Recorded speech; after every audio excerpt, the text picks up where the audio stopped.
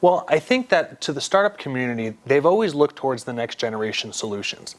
And what blockchain essentially represents is a few things. One, it's a medium of exchange that speeds the actual transfer of funds. This has been a problem for domestic and international startups. A simple thing like paying your employees or your programmers overseas requires you to sometimes go through 2, 3, 4, 5 steps, depending on the country it's leaving and the country it's going to. Yeah, all those verifications and all, putting in your bank info and all that. Absolutely, and time delays and things like that. So as a pure efficiency factor, we saw people starting to adopt cryptocurrency purely as a medium of transfer, just because it makes life easier.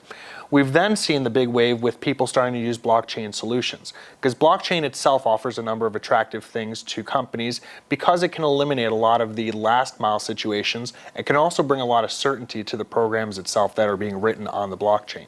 So it can lead to increased automation, I'm hearing, Absolutely. And just a faster, higher velocity environment, which the startup crowd, that's kind of the name of the game. Mm-hmm. Yeah. Yeah, decentralization has always been a big factor also. There's always been a problem between keeping all the data in one place, keeping all the data everywhere, keeping all the data nowhere.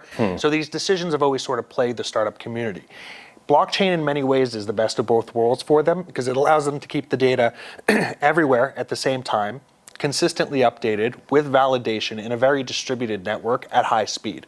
And at low cost too, right? Very low cost in many circumstances, Okay. absolutely. So those are kind of the buzzwords of that community. And so that does make sense of why if you're involved in a startup, you're a startup entrepreneur, that is very appealing, and that will be one of the major client groups that you see. So you may want to look in your local area, right, at different groups that, that where those people attend, to be able to start building relationships if you're going to do this kind of work. I think that's a great tip.